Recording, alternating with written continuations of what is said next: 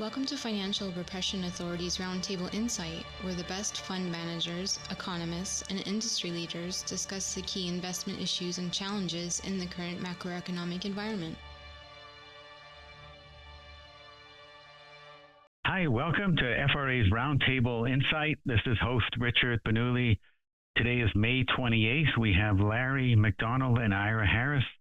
Larry is the founder and editor of the Bear Traps Report, an independent macro research platform focusing on global, political, and systemic risk with actionable trade ideas.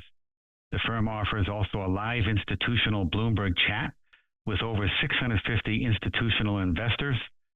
And as a former vice president of distressed debt and convertible securities trading at Lehman Brothers, he's written a number of books, A Colossal Failure of Common Sense during that time period of Lehman, and also a new book now on how to listen when markets speak. Ira's independent trader, past hedge fund manager, global macro consultant, trading foreign currencies, equities, bonds, and commodities for over 40 years. He was also CME director from 1997 to 2003, and a stint also most recently. And we also have Judd Hirschberg of White Wave Trading Strategies joining us to provide technical charts relating to specific asset classes being discussed. Welcome, gentlemen. Hey, guys. It's great to be back with you, Ira. Yeah, very good to see you. Great. I thought we'd begin, Larry, with your global macro view on the economy and the financial markets. Well, I wanted to thank you guys because you've had me on before. Both of our books, Colossal Failure of Common Sense was a New York Times bestseller, and When Markets Speak, we've now sold almost 1 million copies in 12 languages, and thank you so much for all the support. The new book, the whole foundational thesis of our new book, When Markets Speak, is kind of playing out now. In other words, if you talk to global investors, and we run that Bloomberg chat, we run the Discord room, most of our clients are on the institutional side, and the one weird thing that's going on, the last 30 days, there's been a number of days where stocks are down, bonds are down, and the dollar's down. And if you think of imagine you're a pension fund manager in Europe or Canada, and you own long-term bonds, so you own the 30-year. The last 20 years, every time we went risk off, you made 20, 30% appreciation. What's happened since 2022, and this is something that is starting to ooze its way into the market through the market psychology, nobody is making money on the long end in Japan or the United States. And so you have Trump with the tariffs, which are basically tax increases on the global community and the U.S. consumer. And then you had Biden in the first quarter of this year, October, November, December. That's the first quarter of the fiscal year. Biden jacked up $1 trillion of new deficit spending in one quarter. So if you're a global investor, you got Trump's bashing you over the head with tariffs. You've got this kind of reckless fiscal, and you haven't made any money in duration. So 30-year bonds. You know what you're starting to do right now? You're starting to diversify away from long-term bonds in the United States and in Japan. And we can get into that, the Japanese yield curve. Actually, it would be great to see a nice chart of the Japanese, long duration bonds. But you're really moving to a portfolio of hard assets, emerging market fixed income, the Aussie, maybe even the Aussie dollar. So you're diversifying away from dollars. But I'm not saying it's the end of the dollar, right? It's just that the global investment community was 2 standard deviations above the 30-year mean. And now we're coming back to that 30-year mean. Everybody was just massively overdosed on the dollar. Mm-hmm. Well, that's great insight, especially from the institutional chat participants. What are your thoughts, Ira? Well, Larry is certainly onto this. And what is the driving factor? Look, I'm out of the Austrian School, Austrian and Marxist School, actually, from the 70s. And you learn about this. And this is now, everybody is cognizant of debt. And I think, everybody wants to point at the Japanese, just like Brainerd and Yellen when Kuroda was the head of BOJ and they were coming into the election cycle for 2024, Yellen had told the Japanese, in no uncertain terms, don't raise rates, because they were terrified that raising rates would lead to a bond market sell-off. And I think that shows little respect for how markets actually work, but that's a whole different discussion. But they were told, because they didn't want to set that in motion and upset what the U.S. Treasury was doing, and the Fed was, believe me, driving the getaway car. So, and by that I mean they were supporting the market fairly substantially when needed to be. So everybody points to the Japanese. I wouldn't point to the Japanese.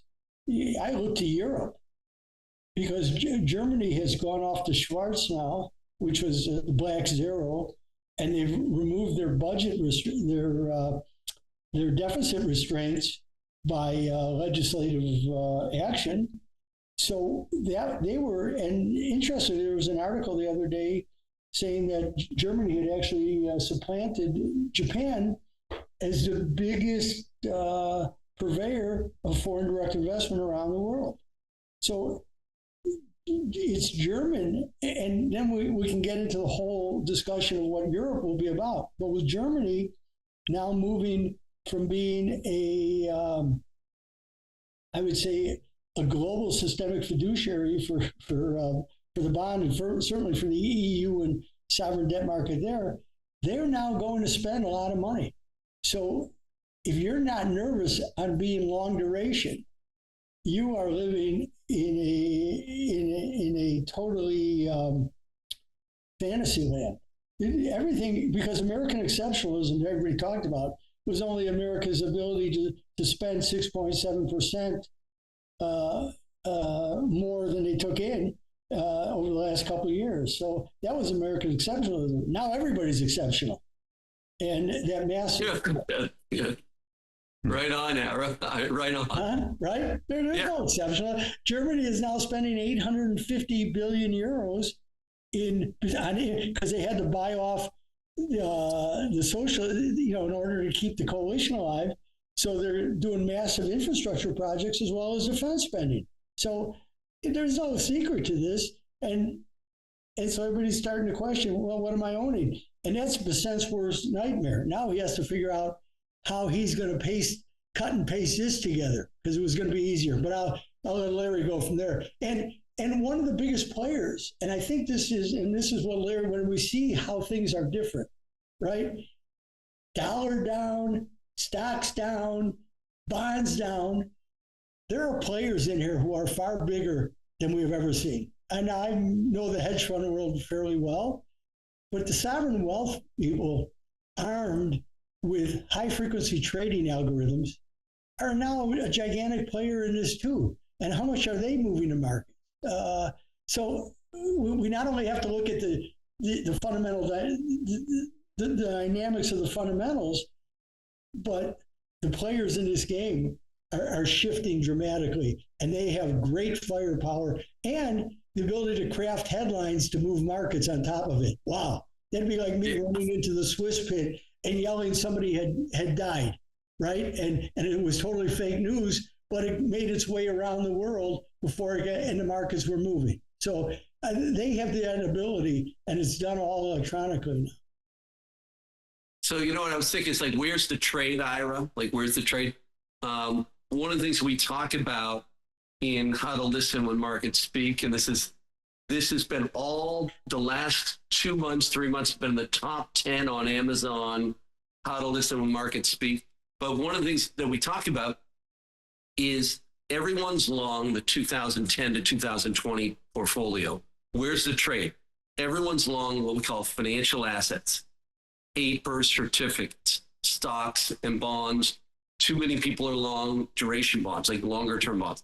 And so what we're seeing is, look at platinum, look at silver, look at hard assets, look at gold, but also look at other parts that come out. Look at the copper names, right? So we're seeing this big transfer of capital from financial assets, stocks and bonds, over to companies that own hard assets.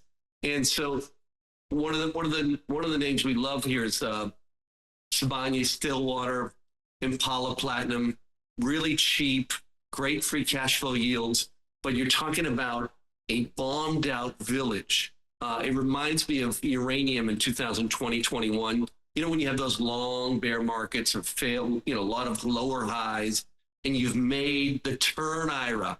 You're making the turn in some of these really bombed out hard asset companies that own assets in the ground. So I think the trade is money is moving from, just look at Nvidia, right? They report tonight. It's basically unchanged since last June. So 1 year, it's flat. Meanwhile, uranium names are up 18%. Nvidia flat for a year. Silver names are up 11, 12. Gold's up 40%. Gold miners maybe a little bit less. So hard asset companies are really starting to really destroy big, famous NASDAQ companies. $3.3 trillion market cap in Nvidia.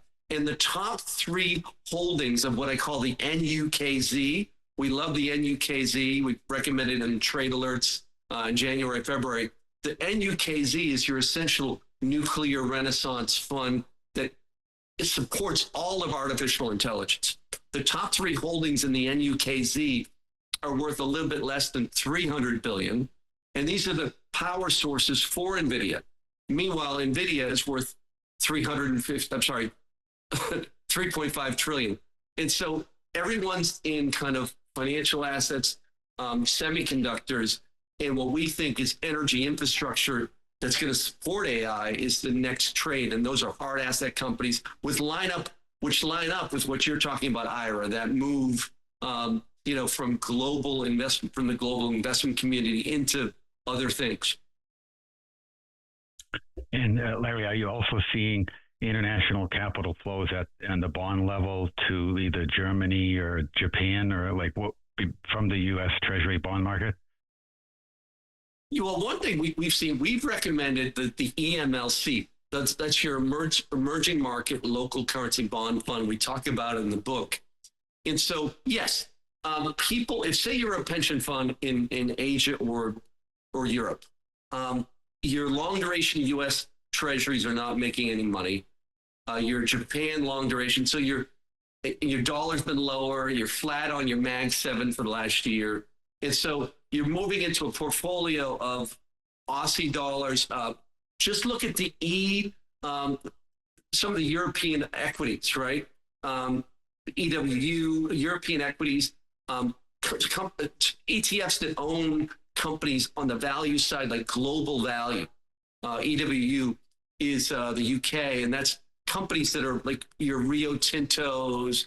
You want to be in your BHPs, your Glencores, companies that have lots of upside to kind of that commodity bull market. And more importantly, emerging market equities like EWZ in Brazil. We're seeing real institutional money. We had a call last week with some U.S. hedge funds and Brazil hedge funds. You've got an election next year. You have an economy in Brazil you got a central bank starting to cut rates, an economy that's very sensitive to commodity prices, Brazil. So those are the types of investments that we think that are really going to shine the next year. Mm-hmm. That's great insight. Yeah. Yes, Ira. I love what Larry's talking because these are all issues that we've been discussing quite a bit, not as directly as Larry's talking about them, but certainly around the edges. Because again, my analysis is always top down, and then where do I go from there? But Larry's point is really well taken because when you talk about Nvidia, okay, you sit through volatile breaks, and people don't include that in their look at what they're investing in, right? So if you've been involved in the things that Larry's talking about, and I've been watching Centrus Energy, which is now on fire, but the vol is nowhere near that.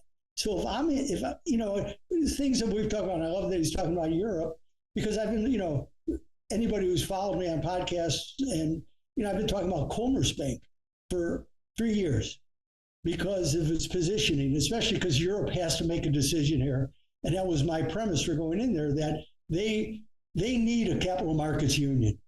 if Lagarde doesn't stop talking, she knows without a capital markets union, the euro really will, it might end in 10 years. You cannot run a common currency without a fiscal union and running as a central authority and with a euro bond. You cannot have that. It's just not going to work because everybody's running a different fiscal situation. They're going to have to harmonize it, and the more debt that they pile onto the situation, the more the need for it. So Commerzbank, to me, sits in I always thought it was a takeover target, and some of the things that the ECB talked about. So when people say, well, it's a bank, it doesn't move at all. Why? Meanwhile, it's been a five-bagger, as I would call it. It's gone from $6 to $30, and it reinstated dividends. But I tell people, what do you think your VAR has been on Commerzbank relative to Nvidia?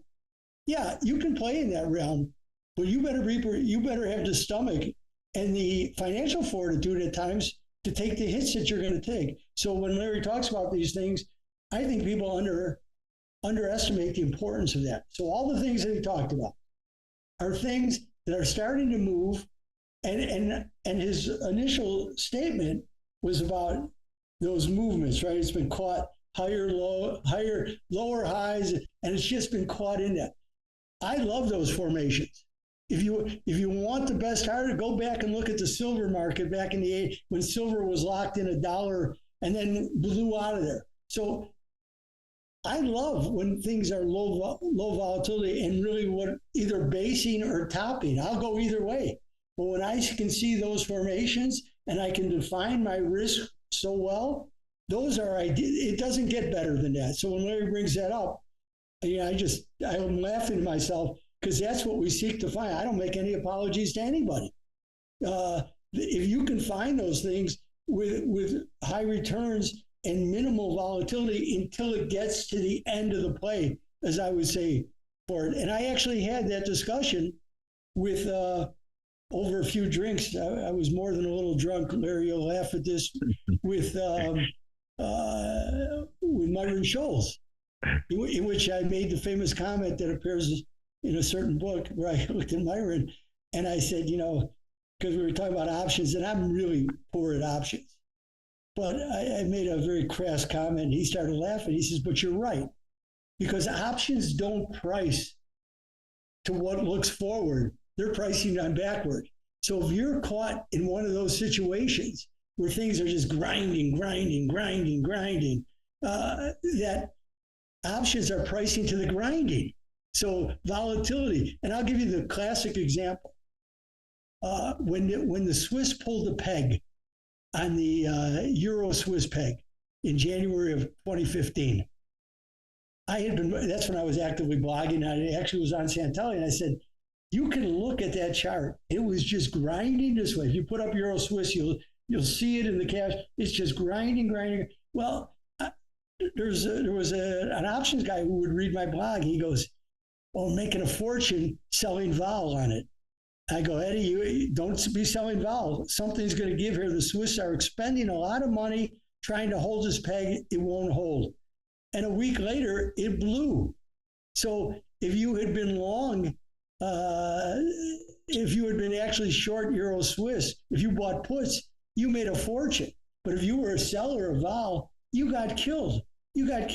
But are the things that we want to look for. And I think Larry is so right on target here with everything he said. The mining companies, we know Brazil is in play because the Chinese are ensuring that it's been in play, and it's been one of the flaws in Navarro since 2018. He doesn't understand global markets because his models are linear.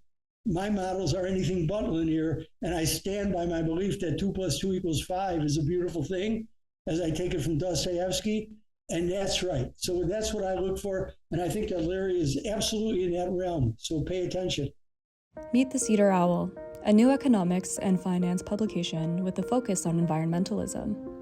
We combine the Austrian School of Economics and market environmentalism principles for investing in a sustainable future. Follow the link in the description to get to know the Cedar Owl better, understand our values, our mission, exactly where we're coming from and the type of content that we release on a cyclical basis every Thursday.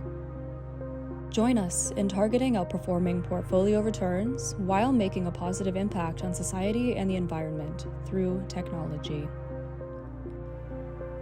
Subscribe now for weekly insights, investment articles, and exclusive content. Yeah, and you mentioned earlier, Larry, that Nvidia hasn't really gone anywhere for a year.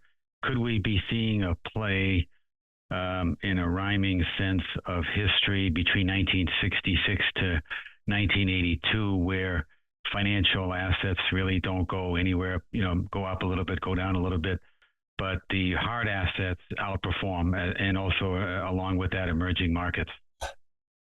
Yeah, I really think that's where we're headed. And, think of like retail investors watching us right now.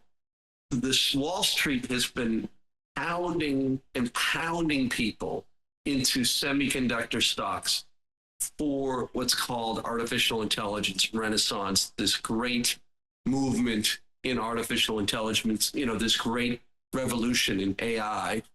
And if you look at the SOX ETF, SOXX, SOXX, SOX.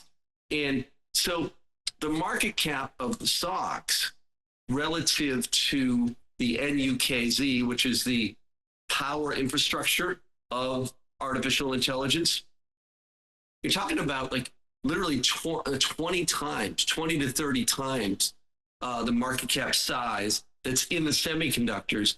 And by the way, the SOX, the semiconductor equities, are down year over year, and the NUKZ names, and all that means is Cameco, companies like SMR, which are in the small modular kind of nuclear power area, your Constellations, your Vistras.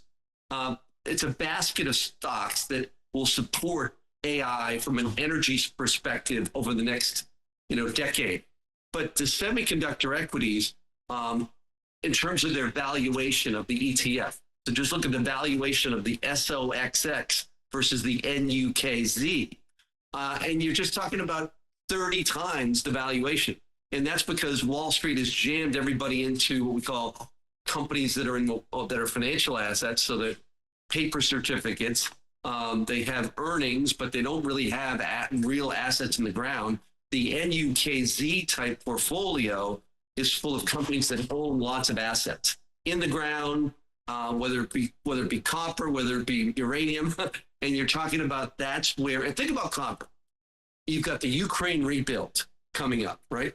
You've got the LA rebuild, Los Angeles. The power grid in the United States is a $2 trillion rebuild.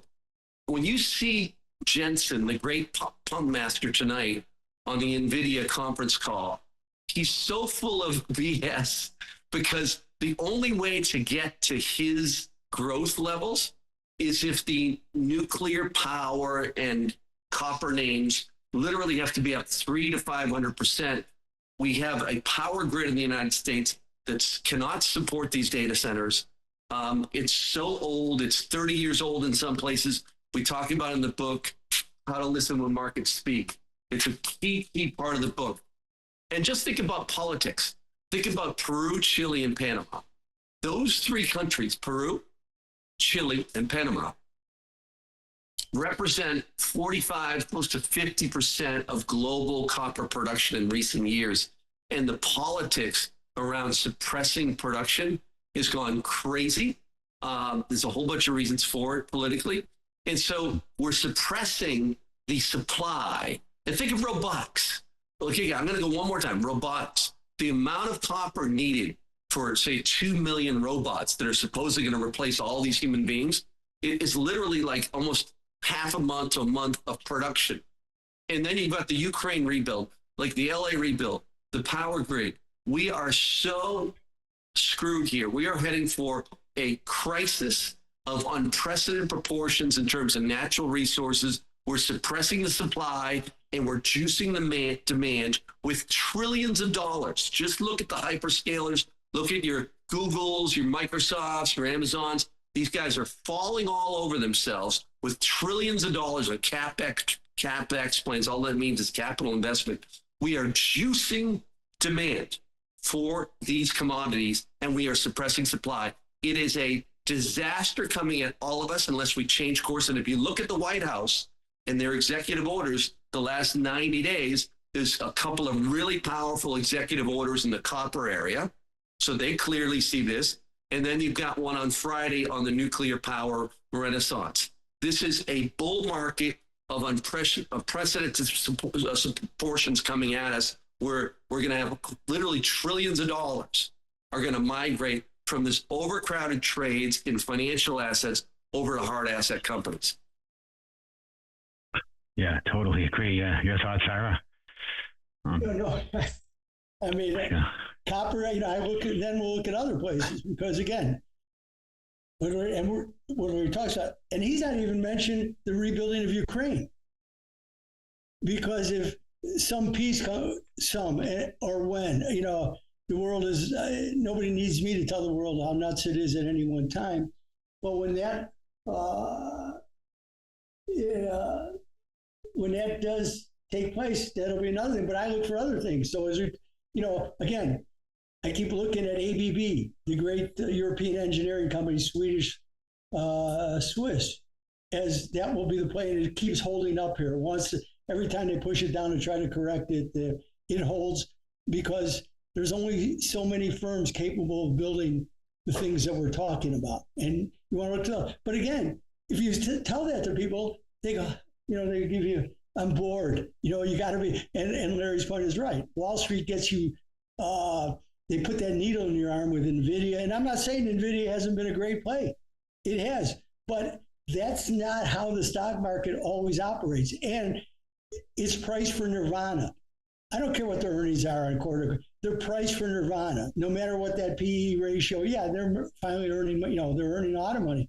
But it's the same with Google. They're priced for nirvana. To me, nirvana only happens on my death. And that's not, my death isn't discussable. And think about Nvidia, right? The $3.3 trillion valuation, trading at 26, 27 times sales. Now think about it. Yeah. 3.3. So we've never had, if you look at the other companies that reached a $3 trillion valuation, Apple's maybe at 8 times sales, maybe they topped out at 10. Google maybe I guess maybe they got close to that. Google's trading down at a fraction of that, maybe 4 or 5 times sales. And you look at, a lot of these companies that Microsoft trading at 11, 12 times sales. So the rest of the companies that have reached those valuations are trading at literally anywhere between 8 to 12 times sales. And Nvidia is up there at 25, 26 times sales. And it just tells you that this is one of these moments. It's a little bit like 2000, Ira, from 2000 to 2002, where there's going to be a lot of stuff. We're already seeing with like UNH, United Health lost $300 billion of valuation. It's a loss of confidence. And it reminds me of the old Tyco WorldCom from 2000 to 2002. One of the things that really hurt equities was this big move into, away from some of this confidence levels. In other words, Adelphia, Tyco, you had all this crisis of confidence. And I think that's going to happen with Nvidia, where so many people are holding the bag.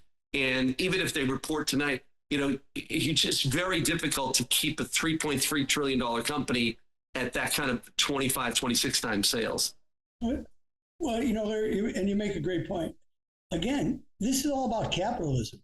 Capitalism is about competition. So somebody who comes into the game and can do it better. Now, I know that the Buffett model is to build, you want to buy companies that build moats, right? But in most of these other areas, you have competitors coming at you. Look at Tesla with BYD and others, that are around the world that are building alternatives. So that's why I'm always taking profits. People laugh at me, especially the accountants, and my wife's a CPA, so I have to, they sit with stocks. Well, when are you going to get out? When it goes to zero? I always point this to people. If First Republic Bank didn't scare the shit out of you, there's no conversation you and I can ever have. Right. You know, as I say, tongue in cheek, First Republic Bank, which was a darling of the investment world, everybody loved First Republic. It went from 160 to zero faster than a Tesla goes from 0 to 160. And if you don't understand that and are always harvesting, you know, people say to me, well, I'm going to have a taxable event because that's what Wall Street has done to them. They've sold them. Well, what do you want to pay tax for? Well, if you're not going to pay tax, long-term capital gains of 25 to 28% or wherever we're at any time, I can't help you either because your greed factor is way beyond anything I can imagine. And then like Buffett sells stuff, but then he goes and he builds up a cash pile and goes look for other things where he will first design a moat. I'm with you, you know, and again, I'm always selling stuff. I'm selling, you know, some Commerce Bank. I've been in Tokyo Mitsubishi. That I think is going a lot higher for various reasons. But things like that, yeah, I don't wake up with 10, 15, 20% moves every night, either with me or against me. So I'm harvesting gains. I'm always trading. And you say, well, you overtrade. Well, yeah, I've been sitting in certain stocks for 3-4 years, which for me is a lifetime, but they've been performing to what I thought the underlying fundamentals were. So then it's ideal and there's not a lot of volatility. But you know, people trade and it's very, you know, again, as you bring up United Healthcare, I have one, it's the only ones I allow to manage my money, and I did it to take a little heat off of me. But they basically have built, and I'm not going to use its name because it's not important, but don't have a large part, but I watch what they do because it's a lesson to me. So this month, the tech stocks that are owned in that portfolio have regained, but the healthcare stocks have gotten killed. So I'm basically, and that's what they go around. They go, well, the market performed, you know, the S&Ps are up 4.5% for the month. Your portfolio is up 3%. Well, I'm going to tell you what, I've never done a comparison in my life because I, you know, one of the great things about Stan Druckenmiller that really caught my attention when he closed his fund. He closed his fund in a year, he made 10%. And I asked him directly, I was discussion that I was invited to. And I said, well, 10% is not bad. He said the market was up 40%. So he said, I so underperformed the market for myself. He said, I could have kept it going, but I should have done better. I said, that's as honest as it gets. I hold myself to a standard of myself. What am I supposed to do? What am I supposed to be doing if I was managing money for my clients? But I do some consulting with guys, and if that's what I was doing, it's not an issue of what the street has done. I don't care. I want to stand outside of that. I want to be my own outlier at all times. And on the resource theme, Larry, you mentioned Brazil and other countries. Do you have thoughts on markets like in Colombia, Argentina, Indonesia, Kazakhstan, resource-rich areas? Yes. So your EM, well, let's get back to copper. So Peru and Chile, you've got ETFs there that cover Peru and Chile, and the copper companies are heavyweight components to them. So that's a great place to start. Turkey's starting to act well again. It's very speculative with Erdogan governments there, but we are seeing some buyers of Turkey, which is kind of crazy. That's the TUR ETF. Argentina, ARGT, a lot of institutional money's come back to Argentina. And so, yeah, we're seeing a big move into EM. One thing Jens Nordvik says in the book, How to Listen to the Market Speak, once again, Jens Nordvik is in the book, and he talks about, he has a model in where he tracks the rate of change of emerging market currencies. So imagine like South African Rand, okay, Chilean peso, Korean won. You've got the rate of change. And when those currencies start to move pretty violently against the dollar together, it's a situation where you've got a nice potential bull channel going up. In other words, for years to come. So he tracks the rate of change with what we call tertiary currencies. And if you notice over the last couple of months, especially the last 30 days, there's been a sharp rate of change in favor of these what we call tertiary emerging market currencies. They're all moving together versus the dollar, and the rate of change has been spectacular. That's a sign of a sustainable move against the dollar, where trillions of dollars are moving away from the United States. Yeah, and you get the double whammy effect with currency appreciation and equity appreciation at the same time. And that's a great point, Larry, because again, and even Besant says it. You know, he talks about, we have a strong dollar policy, but you have to earn the right to a strong currency. And I'm sorry, the carry trade will only carry you so far, pun intended, because interest rate differentials are not only in, I would say, heavily liquid markets are interest rate differentials the main fundamental. But that's a what I would call a soft fundamental, because just because you're paying me 2% more, but if your underlying policies are weak, and I'm going to tell you right now, they're weak. As we come into this big, beautiful bill, which is neither big nor beautiful, the only big thing about it is more spending. This provides another weak spot in the underlying fundamentals of the United States. And you can paper it over any friggin' way you want, but it's not giving me a whole lot. Now, you can muscle people to say, well, you better buy my bonds. But of course, the Japanese, and that's what we're looking at. Why has the bond market found certain support down here? It's kind of suspect at times. Who are they doing? And this is, again, Besant has put his ass on the line in talking about the importance of the 10-year. And I'm a Besant fan. I think he's, as I say, he's a very creative and very smart person. I don't know that is going to bear success, but he's got ways of doing this. And I look at this Nippon U.S. Steel deal that wasn't going to go through. But anybody who's followed me, I've talked about you can stay long in U.S. Steel because this deal has to go down. And now it's gone down. But what was the deal that was made? Did Besant say to the Japanese with Trump's push in his conversations, well, you extend your duration? Now, he doesn't say this openly, but right now the Japanese are loaded up on T-bills.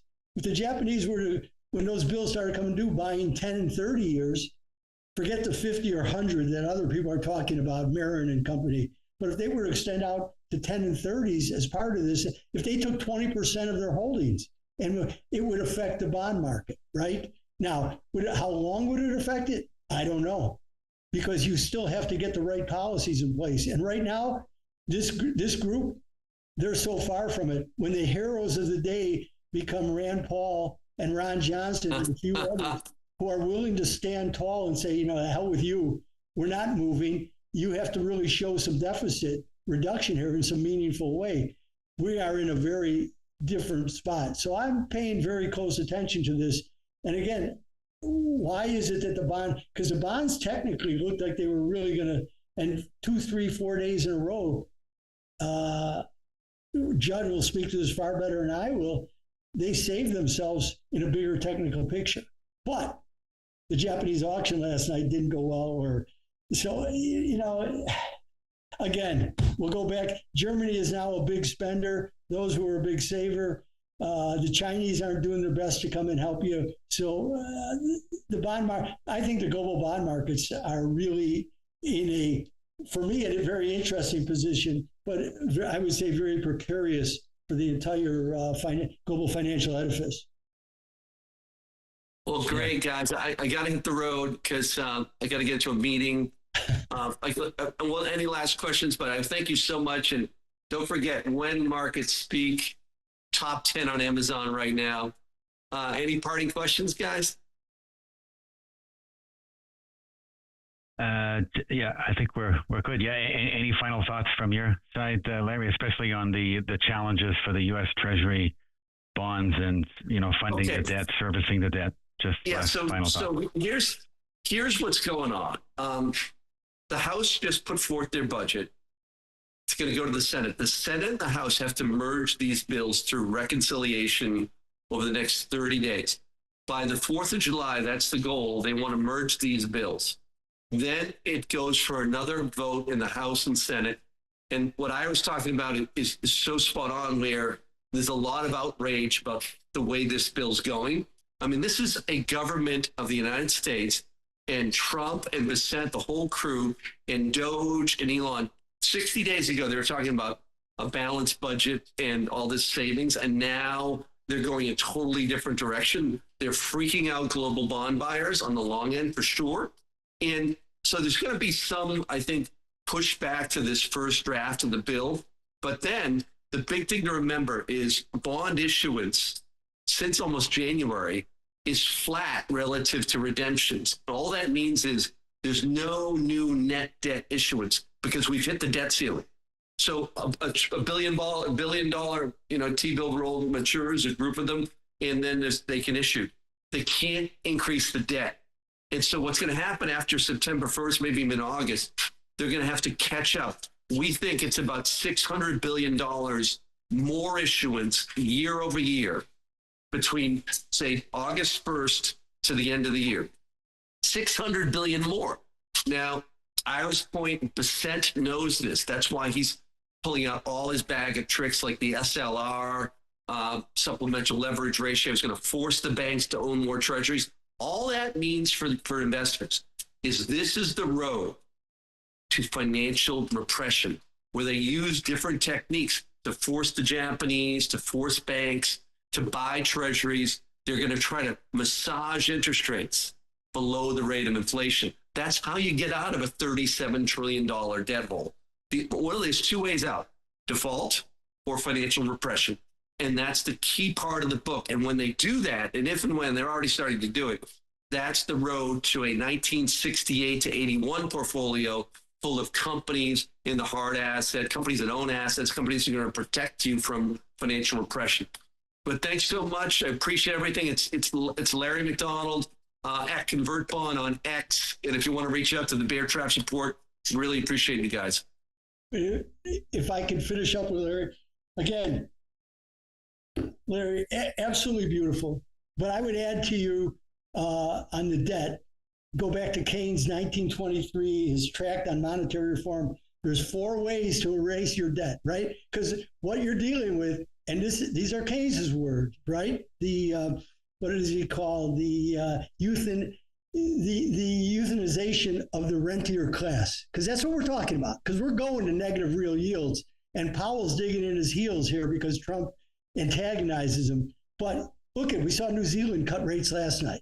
Everybody's been cutting rates because they want their real yields down to 0. If you're borrowing money to take on more debt, you don't want a real yield of 2%. You need it down to 0. That's what Germany, that's why the Europeans keep cutting rates, because the Germans know, well, if we're going to take on this debt, better to do it at 0 real yields. Who wants to pay until the market forces you? So they're trying to force the market. But you can repudiate your way out of debt. You can depreciate your currency. You can devalue your currency. Or Keynes's last comment, a capital levy on the rich to bail out all the bonds, right? Well, good luck with that, my friends. But you keep doing this, because I think there's so much to this. And the bond market is going to make the world shake, because it always does. And you can call them vigilantes. They will, because they're making them shake now. And the big change is Germany going from a massive fiduciary of major responsibility to say, okay, we now have German exceptionalism. Open up the floodgates and let the money flow. That's what it's about. And you see it with the DAX. And let me just finish up. We'll go back to when they finally got this deal done, and Judd was on top of it as much as anybody.